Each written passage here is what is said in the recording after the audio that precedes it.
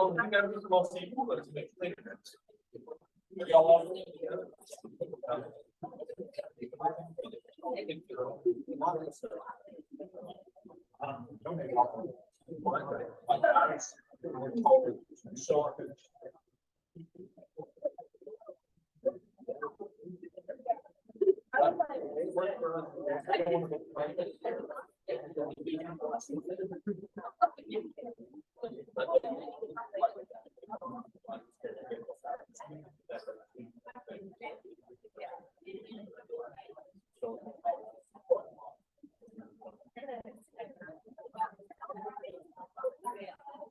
All right, let me have your attention, please. Just a little after 3, but wheels have stopped, and so I'm gonna start. So if you have not yet signed in, please, I didn't stop. So if you have not yet signed in, please do that using the QR code. So just scan it, even if you're a faculty member. If you do that for me, that way I can remember everyone who is here today. And I am going to just launch right in because we have so much to talk about today. We're going to be covering 3 different areas. So we're going to talk about just some pre-departure reminders and updates because we're getting really close, right? For some of you, it's only like 4 or 5 weeks away, which is really exciting. We're going to talk about some risk management things. So ways to keep yourself healthy and safe, which is the title of this pre-departure orientation, right? So we'll talk about ways to not risk any of that. And then finally, at the very end, I promise we will talk about the health insurance. That's a vital piece for this whole idea of being healthy while you're abroad. So that's where we're going. That's what we're going to do. All right, so in terms of just some reminders, things to be thinking about over this next month or more, depending on when you leave. Some of you are actually my fall students, so some of you are going to be going for quite a while, but hopefully this will all stay in your mind as much as possible. Actually, I do have a quick question. Who in here is an affiliate student, meaning you're the only person on your program, you're going with an outside provider as an affiliate? So not the Stanford in Spain. Yeah, okay, thought so. All right, that's perfect. That's helpful for me to know. Okay, for those of you who are not in that group, right? Because as always, this is a diverse group, and I have to kind of do things a little differently for different people. If you are not an affiliate, it means you have to register yourself. We sent out that information. You got the CRN number. Even if you're in the fall group, you got the CRN numbers and instructions on how to do that. We realized then that because the system has changed, that you might have still had a hold on your account. And so some of you weren't able to register when we asked you to, which is fine. We have extended the deadline to April 1st. So if you have not yet been able to successfully register in your course, you still have time. They'll get that hold lifted, talk to your advisor, know when your appointment time is so that you're all ready to go when your deadline comes around, because you are responsible for having yourself registered. Okay, number 2, and this one will become increasingly clear why it's so important as we go through our presentation today, but you do need a phone that works internationally. So be prepared to activate an international travel plan. If you haven't already, you can contact your provider, find out how that works. If you're on a very short-term program, right, those of you going to Japan, you're only going to be gone for like 14 days, 12 days, I think. So what probably is best for you is to activate that daily charge. It's often like $10 a day. And that would be the easiest and most cost-effective for you. Fall London students, though, or you're spending 2 months in Spain, you can have your phone unlocked so that you can get a new SIM card placed in it while you're abroad, so that it is a lot cheaper. If you're in the fall group, they're going to be taking you to a phone store, helping you get that all arranged.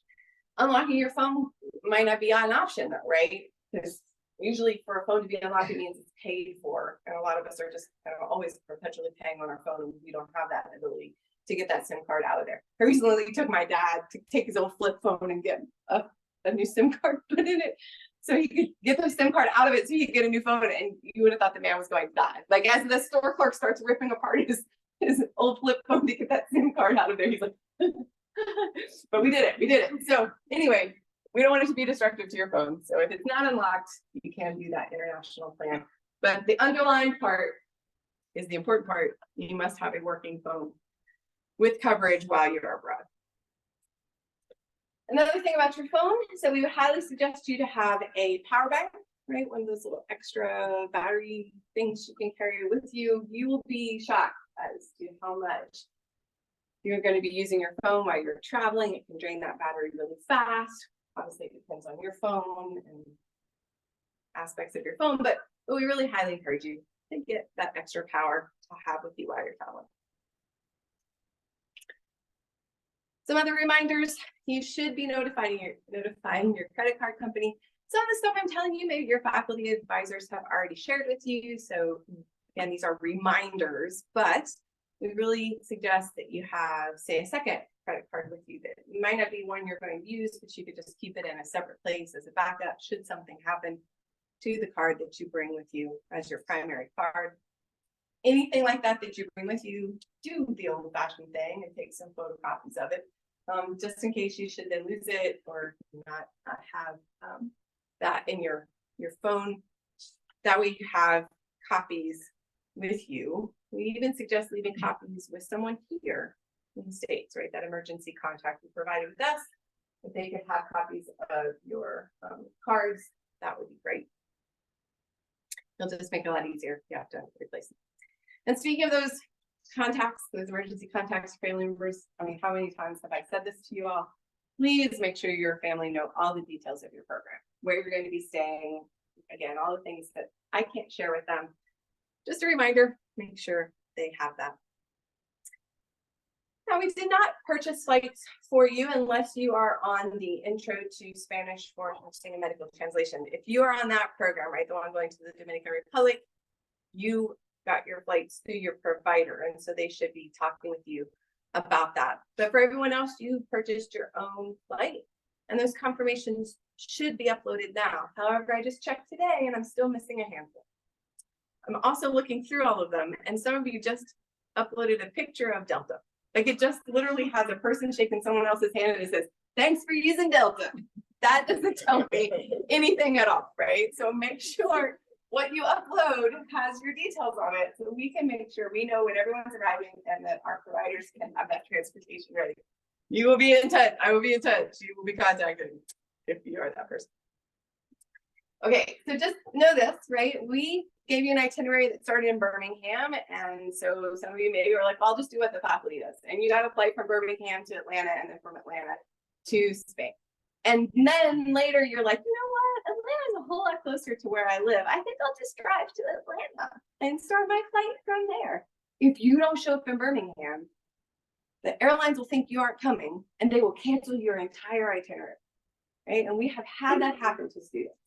So if you're thinking about deviating on like the day of or a few days before, just remember that, right? And so our flights policy has a lot of good information in your application portal if you want to review all of that, just so you don't make a choice like that. Okay, some of you, not all of you, again, sorry, I have to speak to subgroups of you, but some of you are having to get a visa. Some of you are having to do certain things at the border. Just know that for your own particular purpose, right? So either I or your faculty leader or your provider would have already communicated that to you if it were true, right? So if you've heard nothing, you're fine. But if you were told, hey, you've got to go fill out this visa thing for Australia to get in, then do that. Make sure you've done that or ask us questions if you're not sure. This again, subgroup, if you're going to the Daniel House, we told you this already, especially when you were planning your flights, but you cannot stay at the Daniel House before or after your program. So outside your program dates, the Daniel House is not available. Okay. Whew. This slide was in there from before and I almost took it out. I was like, if you take it out, there'll suddenly be some terrible, horrible spike. And so to not tempt fate, here we are. We're going to talk about it just for a second. Do everything you can not to get sick, right? So it doesn't have to be specifically COVID, although it's still around. Just don't get sick before you travel, because not only will it be terrible for you, it can then lead to your whole program going really poorly. So here's some things not to do, right? Don't party where you invite 50 of your closest friends and give them all hugs and shake their hands. And don't go to crowded areas or events, right? Where you leave your best friends graduating in a couple weeks. Everything going to that party. just try and limit your exposure. This slide has a whole bunch of stuff on it in terms of being abroad. All I really want to say is just, again, be really safe. If you're going to be abroad for say a whole semester and you're going to be on public transportation every day, you might want to think about masking or not sitting super close to people. You have a limited amount of time on your program, even if you're going to be there for months. Don't waste any of it being sick. We need to prevent that by taking some really easy precautions, like sitting socially distant from other people. I'm not going to run through that, but I will just say, the reason I left it up there is, should something happen, like next November we get a spike, and we should have to put testing back into place or other kinds of things, that's all in your agreements that you sign about public health. And so I just wanted to remind you of it. Okay, enough of that. Enough of those reminders. Okay, it said a second ago, it would become apparent as to why you need a working phone. Here it is. Every student, faculty, staff who travels with Sanford abroad is now required to use an app called Alert Traveler. What is Alert Traveler? What does it do for us? Here's what's going to happen. You're going to get up-to-date country, city information. You'll have quick dial emergency numbers all at your fingertips, right? So that kind of in-country intelligence that might be in various places. We'll have it in one place for you in this app. You're going to get real-time alerts. We just had several groups traveling over spring break with our office, and one of the groups was on a bus, and they were heading into a city center where there was gunshots being fired, and they wouldn't have known that because none of them had cell service while they were traveling on that bus. And as soon as the bus pulled into the city, they got it. So we got it to them way faster than anybody else could have gotten it to them, simply because they all had their Alert Traveler app on. And it dinged them. And they were fine, they were safe. It really wasn't in their area where they were going, but it could have been. So that's why it's so important to get these real-time alerts. There'll be a check-in button. Should we need to, we will send out a request saying check-in. Tell us you're safe, or conversely, tell us you need help. And it's a simple button right there in the app again, so that we can just know that everyone has checked in. Because if you aren't with your group, maybe you went off, it's a free day and you're roaming around the city. We don't, have a way to maybe contact you. This can have you check in right away. The app also has an SOS button. So at any time, whether we've sent you a check-in alert or not, you can just hit that SOS button and say, hey, I need help, right? I fell and I'm really hurt and I don't even know if anyone can hear me, right? Let's hit the SOS button. You'll be in touch with us immediately. So you're going to download that, right? You're going to download that and underlined bold, enable GPS and push notifications. Not because anybody's going to be watching where you are or doing anything with that data. We don't collect it at all. So this is not big Sanford on you. This is just to make sure we can send these notifications, or that the system will send these notifications. All right. So a lot of you have already done this because this got deployed a lot earlier. I hoped it would coincide with this week, but I can only set it by like a date range. And so a lot of you already got this. So you're like, yeah, lady, I already did this. It's the cool thing. I got it on my phone. That's fine. Those of you who don't, here's a quick video that can show you how to do this.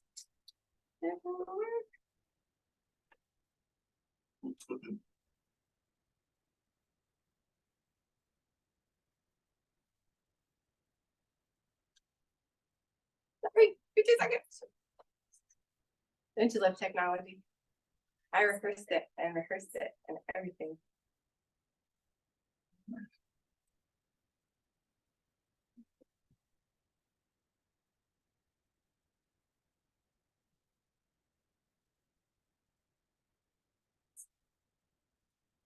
Let's look at how you download and register the Alert tablet. You can find the app in iTunes Store or the Google Play Store by searching for Alert Traveler. You're seeing my iPhone. However, these instructions are applicable to iOS or Android devices. Once the app is downloaded, use your mobile web browser to log into your account on the institution's study abroad site. After logging in, scroll down to open your application. Look for the Alert Traveler material and open it. Then click on the link that says, click here to activate Alert Traveler. In order to remain as safe as possible while travel, and so your administrator can send you alerts and check-in requests. Provide your mobile number and check the box to allow text messages. If your mobile number changes, be sure to update it on your profile within the Alert Traveler app on the road. At the bottom, you'll see a Save and Log into Alert Traveler button. Tap this, and the app you just downloaded and installed will be launched and activated. It will prompt you to grant several OS or system permissions. Allowing all permissions is important so you can stay safe while traveling. Thanks. That's it. Here to activate Alert Traveler. All right, so if you noticed, they had you actually do it on your phone first, right? Like get the app first, then from your phone to go to your application at abroad.stanford.edu and kind of come back into the app from there. You don't have to do it that way, right? So let me actually walk you through it if you are in your application portal, but also because you're going to have to do some other things in here. So I just want to remind you how to get back in there, because for some of you it's been weeks and weeks. So if you go to abroad.stanford.edu, click My Application Portal, right? There's this little login icon here. Sometimes it says login, sometimes it's a little person's head. But I really suggest that you do My Application Portal instead, because then it should, especially if you're faculty, it should take you right back to your applications, not to where you might be a reviewer or other things. So My Application Home. Because for some of you, you've traveled with us before, right? You may have had Alert Traveler last year or at some other time. You can always come to this applicant home, right? So My Application Portal takes you to this home page, and you can see a tab up here that says Alert Traveler. So if you haven't used the app on your phone for quite a while and you're like, oh gosh, I don't remember how to log in, and you can't like get the app to work, but you know you're already like activated, you can always come here to click Alert Traveler and it will tell you your passcode, right? Like your password for it. You can click the little eye icon. Ooh, did you get it? Don't get it, that's mine. So you can do things there to see your passcode, or you can email it to me, right? You can like kind of rejuice it from right there in this little tab. But if you go back to your actual programs, right, you might have a long list here of all the things you've done with us, but you can also click on the program that you're doing right now that's most current for you. This is my trip to Mars that I'm so excited about. If you click into that actual application, that's where you'll see requirements and stuff. So it's still sending you emails like, hey, you still have a requirement, you still have a requirement. It may be that you haven't completed your requirements, right? And one of those could be your Alert Traveler activation, right? So that's from within that application. And I know it's weird. It throws me off every time. Like I actually like had a special meeting with the software people to be like, why is it offline? It has to be working for people. It says offline. Offline actually just means on your phone and not on the web, which makes me crazy. Just call it that. Thank you. I can see you agree with me. Okay, so it doesn't really mean offline. It just means come here, click Alert Traveler, because then it will actually take you again to some instructions, show you how to be doing this, right? And again, what's most important here is that you allow all the notifications, you let it track you by GPS. It won't cost you a thing. Pause right there. So I have like, I can't tell you how many emails people like, I want this to cost me a thing. I get it, I understand. It won't cost you a thing. Bye. Okay, so that's Alert Traveler. Any questions about Alert Traveler? Good to go on that? Oh, yes. Is there like a deadline to like sign up for? Oh, that's great. Thank you for reminding me that. I need you to do it as soon as you can, just so that you're in there before you leave and it's activated, because you're going to need it. Some of you, however, fall people looking at you, people who aren't leaving until June 12th looking at you, it hasn't turned on for you yet, actually. So you may not see that in there if you're a much later program. But for those of you going in May, it's on. Do it now. Please do it now. And I will be in touch if I don't see you doing it soon. Other questions? Yes. I don't know why I can't see right there, but apparently you can't see right there. So I already did it, but it's still showing my portal that I haven't registered for Alert Travel. Like I have it on my phone, I have all the. Yeah, sometimes they'll do that, especially if you traveled before. I don't know why. Can't go back in there and enter that offline thing, click and make it go away. Email me, because then I can see it's activated and I can mark that requirement as completed for you from the back end. So just shoot me an email. I'm happy to do that for you. I'm gonna look right at this side of the room and ask anyone else. Have any questions? Great. Okay, yeah, so that's it for like the pre-departure reminder stuff I wanted to tell you. But if you have questions about like things you're still not sure of that's happening right now, definitely be in touch. I will be staying after for just a little bit. But you can see we're moving on to risk management. So really this slide, I almost took it out because it's kind of redundant to Alert Traveler, but if you want to program these into your phone, you certainly can. You can use the Alert Traveler app, or if you just want to dial 999 while you're in London, or Europe is 112, you can do that. And you can find a full list at travel.state.gov. You should have gone to the state website at some point because you do also need to register, or you will be going to if you haven't yet, for the STEP program. And I'll be talking about that in just a second. But the main thing I want to talk about, which makes it feel like it's like all on you, and it's really not, but there are things you can do, right? There are things you can do in terms of your behavior to keep yourself more safe. Maybe you've been an international traveler many times, and all of this will just sound like review, but maybe there'll be something in here even for you experienced travelers. For those of you who've never been out of the country, hopefully this will help, right? Unfortunately, we do have, as Americans, a stereotype in the world that we are loud, we are obnoxious, looking at myself, right? So you might want to just start thinking about being a little more low-key, a little more polite. I think, especially from the South, like we feel like saying, hi, how are you? And smiling really big is being polite. In some places that is off-putting. It's actually considered rude. Smiling can be misinterpreted. So think about it. So here are some things you might not want to do. I know, Bob Cap. I'm a big baseball fan. You don't want to be like these people. Like, just don't be, these people. And I actually love that I found this photo because my brother went to Tech. He's a Hokie, and I just love knowing that that's not my brother, but it could be. So there you go. So do not do this. X out. You might want to wait until you get to your location, especially again, those of you who are going to spend 2 months in Germany this summer. Wait till you get there, buy some clothes that are there. I mean, that's a fun thing to be taking back with you anyway, and it could help you look more like a local, because you do want to try and blend in, right? Because this isn't just about being polite and sensitive to your host culture, although that is part of it. It is also about keeping yourself safe so that you aren't a target for the people who know, hey, this person doesn't know where they are. This person has very little experience, right? Because you will stand out. That's why if you're in London and you're riding on the underground, right, on the tube, nobody talks. It's completely quiet. Not always, like you're in a car by yourself, but that's a general rule. So be mindful. Just watch what other people are doing around you. I actually think they're adorable. I had to put a teeny X on there, but I needed an image for my slide. So there it is. Okay, here's some stuff never to do.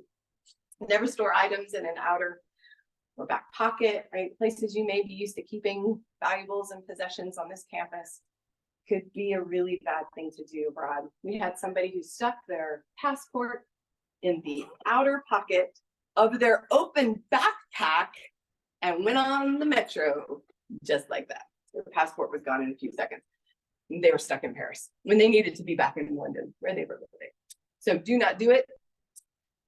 Beware of ATM scams, right? Just kind of meaning if you're at an ATM, be very mindful of who are around you and who's coming up to you. In fact, if you can go inside a building to use an ATM, do that. Although you're like, ATM, what? Cash. If you want to use cash, right, and you use an ATM, there you go. But we actually suggest you carry very limited cash. Check in with your faculty advisor about that. They know the locations maybe you're going to. They've traveled in Italy more than you, and so they can tell you if you're going to need cash for certain events for certain days. That way you don't necessarily need to have a lot of cash, and if you do have it, certainly don't flash it around. A lot of times people want to come up to you and interact with you. And again, it feels friendly, it feels like a good thing to do, but there is no need whatsoever to tell people what you're doing, how large your group is, why you're traveling, where you're traveling, and certainly not where you're staying. Right? These are the kind of questions we've had people be asked. So your phone, we've already talked about how valuable it is going to be because it will be your way to communicate with us in terms of health and safety. So just keep it concealed.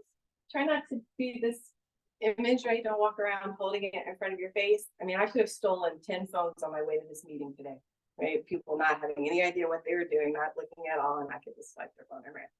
So be very careful with that. Because you don't want to look like you're following a map, like you're confused and you don't know where you're going. One of the things we suggest is, if you've got wireless earbuds or even wired earbuds, if you can get your map talking to you and then just put your phone away so that you're up and alert and watching where you're going and having the app tell you, now turn right, you don't have to be watching the map on your phone, right? So that's a really good way to do that. If you can't do that, you really need a moment and you really want to sit and study the map, don't stand in the middle of the sidewalk and do that. Step inside a store or a building or some other place where you are out of the way. Because pickpockets are going to look for people who are distracted. They're going to try and distract you. I mean, like, you can help them out by being distracted, but even if you're not, they can often work in teams to try and distract you. Right? They send a little kid up to talk to you, and you're paying attention to that and not paying attention to who all is around behind you. We had a faculty member traveled a few years ago who was traveling with their family, and while they were talking to some people, someone came up behind them and put a chalk mark across both of their children's backpacks. They marked it as Americans. It was scary, right? So keep moving when you're out in public. Don't get involved in conversations if you can avoid it. So, stick to well-lit areas. Try not to walk alone, especially at night, until you know the area better or get information on that. And be very careful to note the time public transit closes, and certainly have a way home if you're staying out late at night. There are other ways to travel besides public transportation. Sometimes those might even be preferable in certain situations, but do try and make sure you're using a reputable service, right? Uber isn't always Uber. There are different names for different services in different countries, but using a well-respected or licensed entity is important. So the black cabs in London, for example, never let a stranger say, "Hey, I know where the taxi stand is, follow me," and walk around a corner with them. All of this, everything I said, to try and help you just be mindful, start thinking in these ways, because you're going to be in a new foreign place, is really designed to keep you, number one, very safe, but also number two, keep your possessions very safe. So if you are the victim of theft or loss of property, here are some things to keep in mind and to do. Number one, let us hope and pray it is not your passport, right? Do not lose that. We had somebody lose it on the plane on the way to their study abroad. We're not gonna talk about it. Keep it secure, know where it is at all times. Do not stick it in a bag and put it in the overhead. Keep it on your person at all times. Unless, of course, and so keep it in an inner pocket. And I already said that, so it's inaccessible.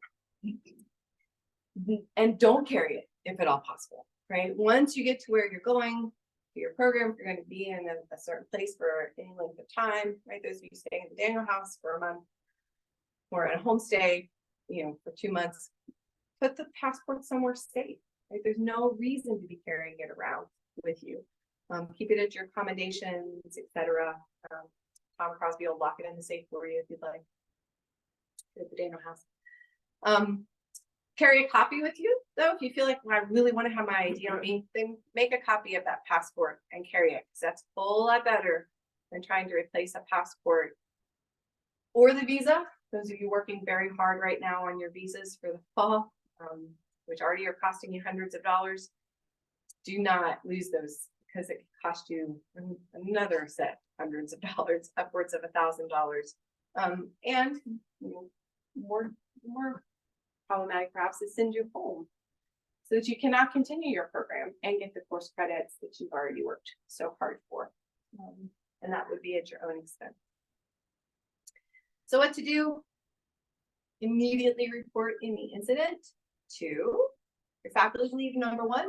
Let them know so they are a good resource for you. They can help in these situations.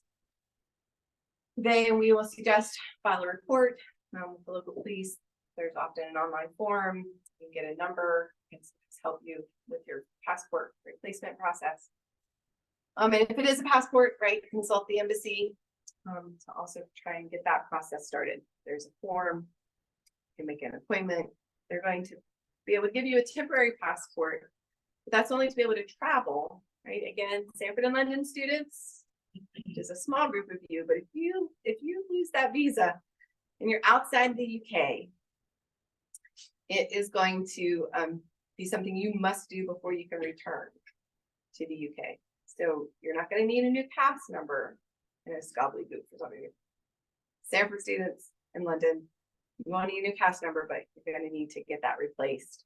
And so if you're inside the UK, you're going to be applying for a biometric residence permit.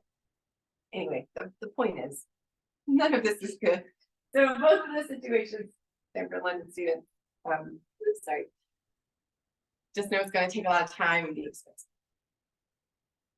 So while you're abroad, your passport is your most valuable possession. When your phone, when anything else you could possibly have with passport. Okay, I have a couple of other areas of things that I need to cover that I want to cover with you about ways to keep yourself safe and healthy while you're abroad. You knew this one was going to come up probably, right? When you're asked to come to this meeting. Here's the point, like the thing I could just say and kind of walk away with, which is basically same rules apply.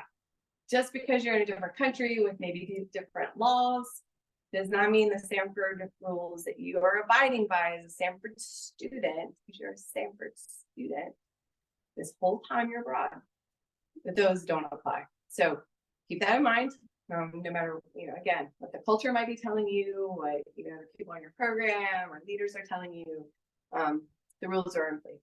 So if there would be an incident, that would get reported back to the campus. So your student affairs record would be affected. Your emergency contacts will be notified. So just keep that all in mind.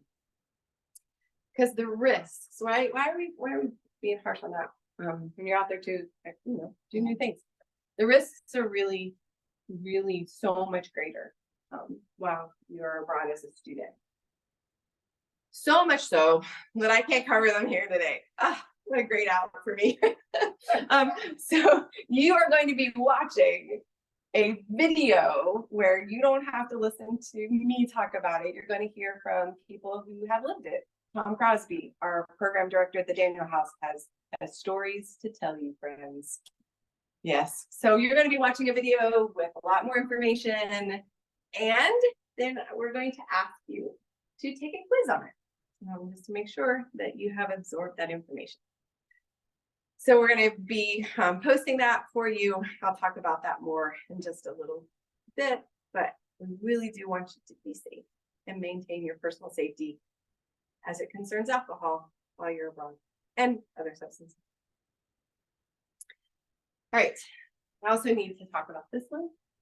So I want to revisit some safety tips, right? Because everything I said just a second ago that are just general safety tips, right? Like don't walk alone, make sure you're in groups, right? All of that will apply. All of that is also designed to keep you safe in this way. But, right, sometimes, especially those of you who've got to get a longer amount of time wherever you're living, you might want to meet someone. If you're going to go do that, right? If you make that choice to do it alone, which we don't recommend, make sure someone knows where you are, where you're going.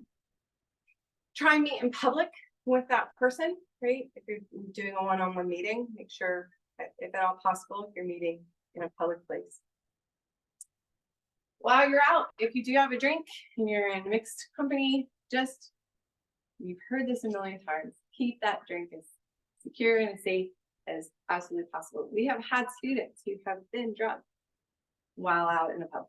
So just keep your drink with you. Don't let anyone give you a drink. You have the right to say no at any point. No matter what has gone on before that point, you have the right to say no in any situation. So if you are in a situation that is making you uncomfortable, that you feel suspicious, leave that situation. Okay, so those were just some additional reminders.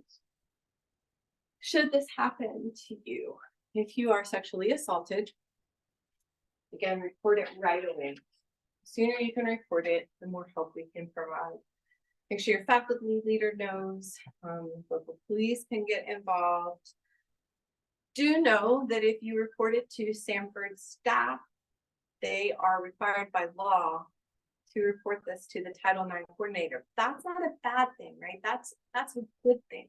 The Title IX coordinator staff we have in place is there to help you, to help you get through the situation. So that's a good thing, but we are required to do it.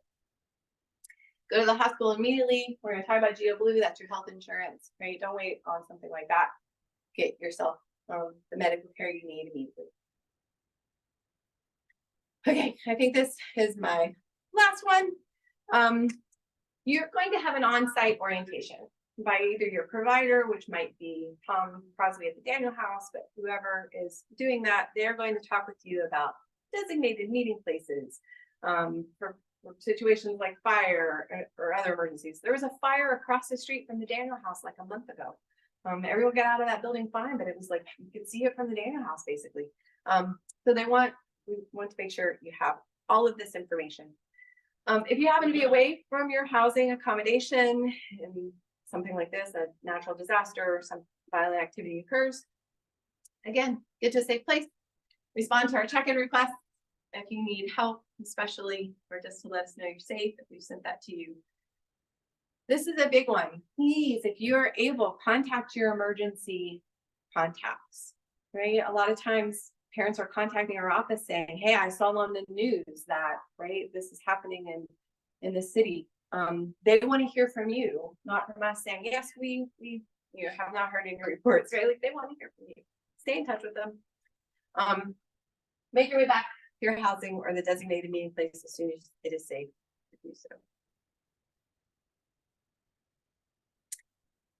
Some of you have been in touch with me already about this item that is in your application. Some of you, this hasn't been deployed to you yet, but when you see it, or if you have already seen it, the student action plan is a way for us to encourage you to be thinking about all of these issues while you're abroad.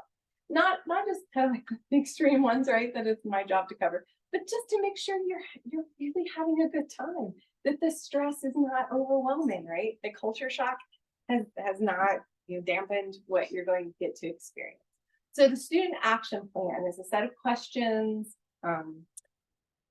asking you to just think about how you have engaged in self-care under other circumstances, but so that you can also be thinking about how you might respond to any of these. So let me be really clear. The student action plan has no right answers.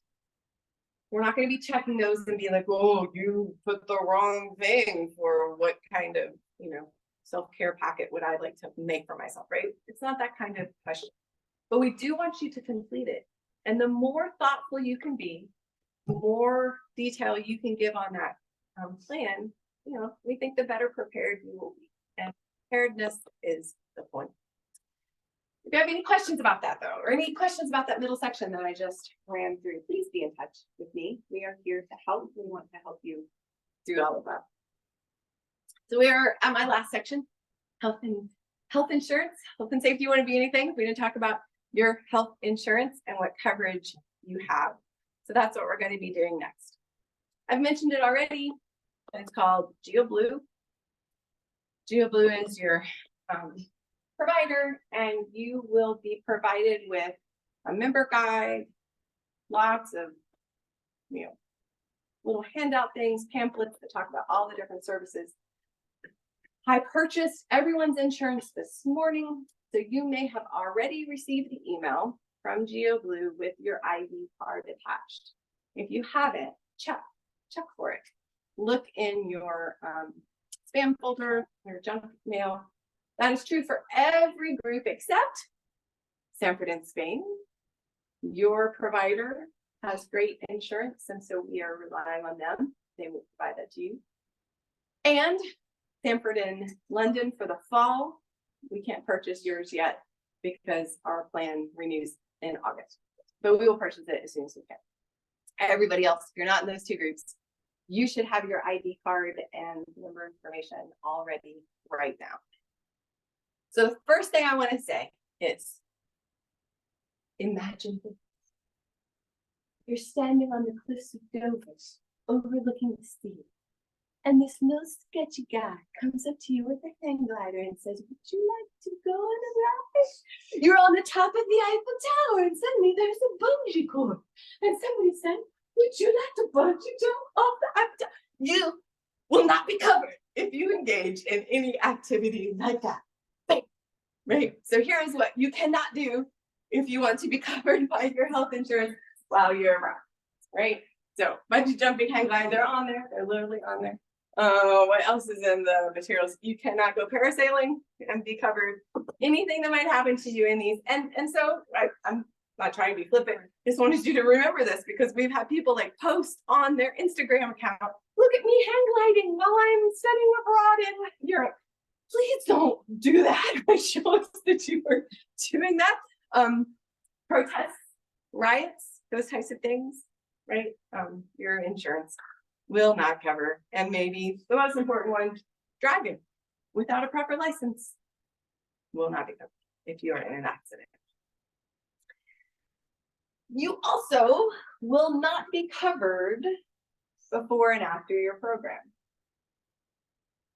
So a lot of you are planning to travel before your program actually starts. That's great. We highly encourage it. But you will not have health insurance from us. It will not be extended. However, unless, right, you do that yourself.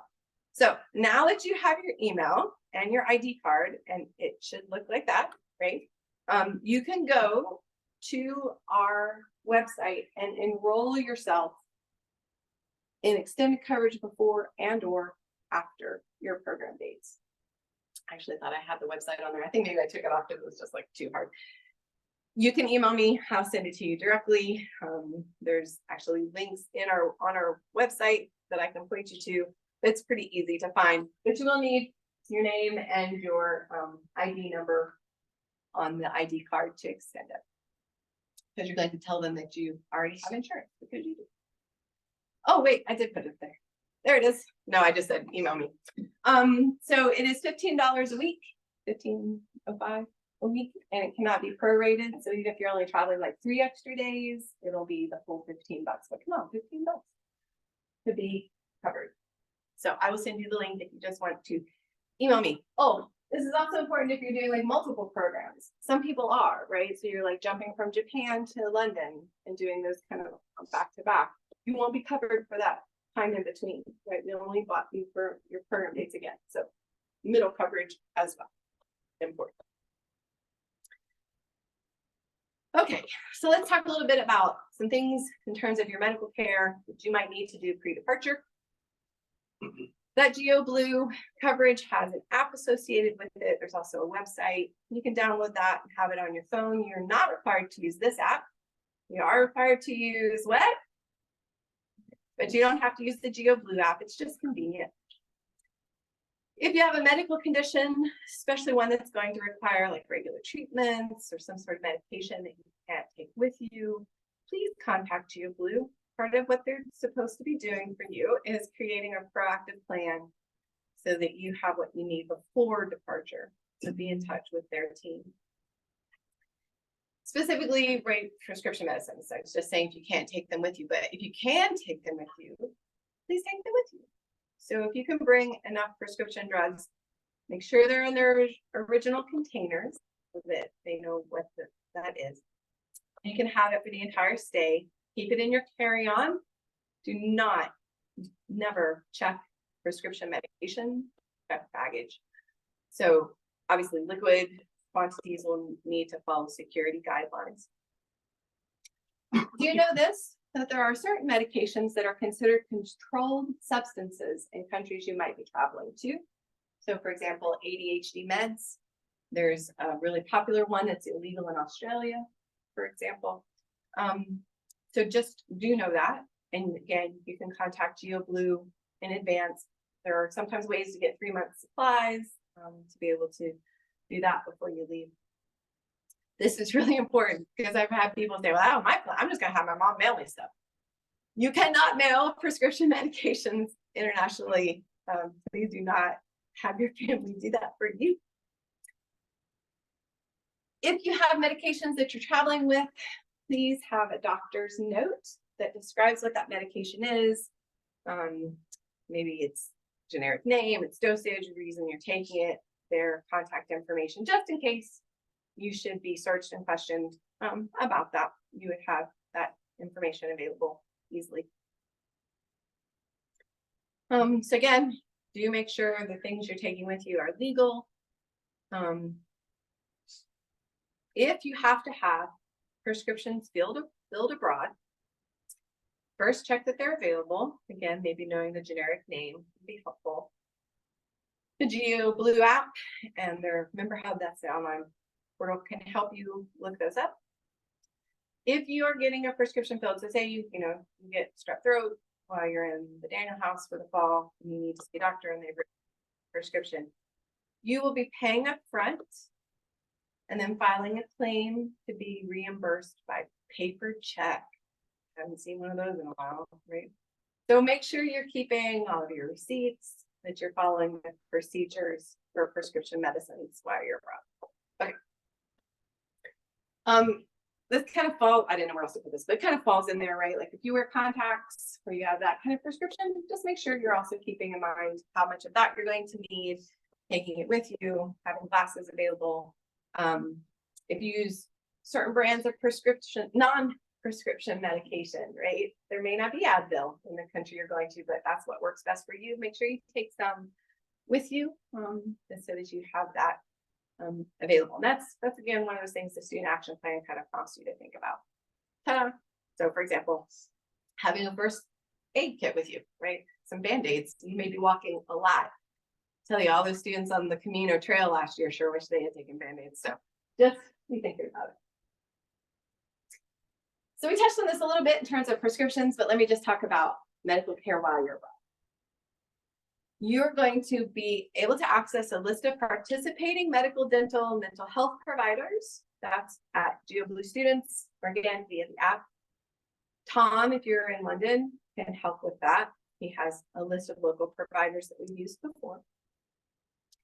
There is a direct pay option with GeoBlue, right? That means that, like, you're sick, you want to see a doctor maybe the next day.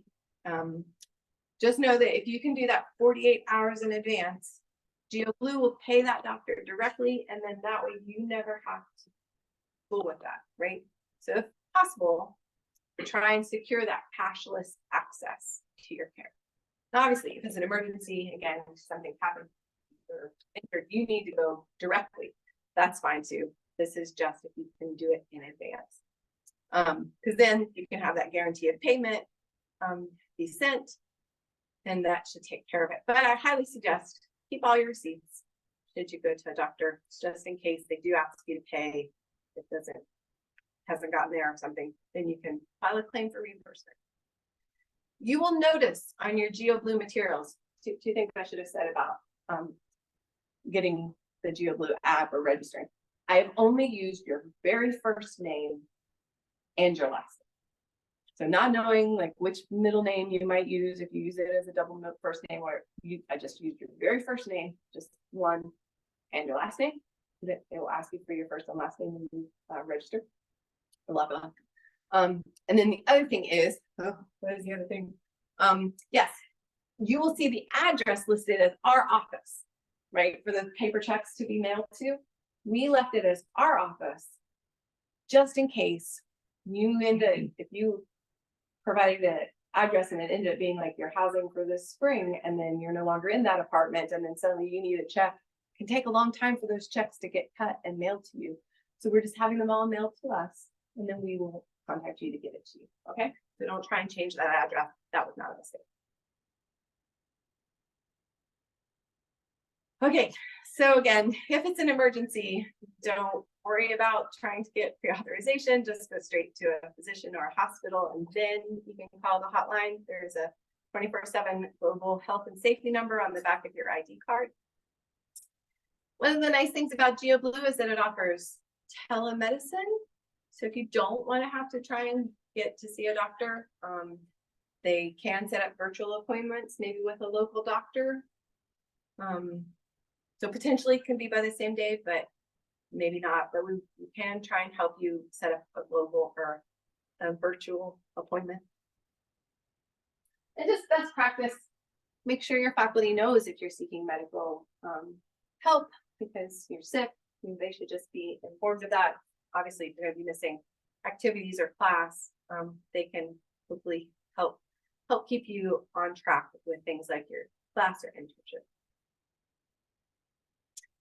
I do just want to touch a little bit on mental health before we end, because this can be very real. You maybe have traveled before and you can still find yourself feeling some of these things of being so far away, right? And in a different culture. So if you're feeling any of these things, loneliness, helplessness, you just want to go to bed instead of go out and do other things, we have ways that we can help you with that. Again, student action plan. However you manage your stress right now, think about doing those same things while you're abroad, right? Do you exercise a lot? Well, find time in the schedule to go for a run, or to enjoy a hobby, especially those of you on longer term programs. We really highly encourage you to maintain your same routines, do the same things that you would do here. For example, find a local church and attend so that you can have that same routine as here. Talking with people about how you're feeling is a great first step, including your faculty member if you feel comfortable, but obviously you'll have made friends on the program. You also have support, even though they feel really far away, to contact your family members. If you're going to be on the Fall London program, right, you're going to be there for a really long time. Tom can actually advise you where to seek in-person treatment and has lots of resources available to you, including this resource, the GeoBlue plan. Even if you're going to be gone for like 2 weeks, offers you free assistance in this area. They call it Global Wellness Assist. It is confidential counseling available 24/7. You get 6 free sessions included. So you can initiate that on your own. Nobody else needs to know what's happening at all. So just a quick summary for your insurance. Got a card, or if you haven't yet, be on the lookout. Save that, keep a card of it. You can print a copy, stick it in with all those other printed things you have. You can register on their site or on the app. Know how to contact them. Save your receipts and try and be proactive before departure if you need a plan in place. Good. Any questions about your health insurance? That's some of the materials. I'm going to show you real quick in just a second how to find those, because you now have new stuff to do. Every time you see my face, I make you go do more stuff in that application portal, right? You do have more stuff to go do. So log on to abroad.stanford.edu and complete GeoBlue insurance. Not if you're in Spain, but everybody else, GeoBlue insurance, you're going to sign a health insurance agreement, just saying, you know, you've got health insurance, you know how to use it. You're going to look at some of the reading material for GeoBlue. There's like 6 items, just so you can cover all the things I've talked about. You know where to find that information. You're going to take a little quiz on GeoBlue. So you just want to make sure you know how to use it before you leave. And that's the GeoBlue materials, right? So those 3 things. But you're also gonna take that health and safety quiz, which is really the alcohol awareness video quiz. They'll ask a couple other little questions in that as well. So make sure you watch the video first, then take that quiz. Fill out my student action plan. Keep trumpeting about. I think it'll be helpful to you. And then we kind of come full circle to where we started. The location services, right? You have signed a location services agreement. It talked about how to register for STEP. What is STEP? STEP is the State Department's travel registration. Any US citizen who goes abroad is supposed to register with STEP. So you may have done it before, but you are required to make sure this program that you're going on is registered with STEP. There's a how-to in there that you need to click that you've done it. We don't need to see your registration with STEP. We just want you to tell us that you're going to go do it. There'll be a quick little quiz on that. And then where we started, your alert traveler materials and registration. I will be helpful with that if you can't figure that out. I'll come back to that slide in just a second, just to remind you where this all is.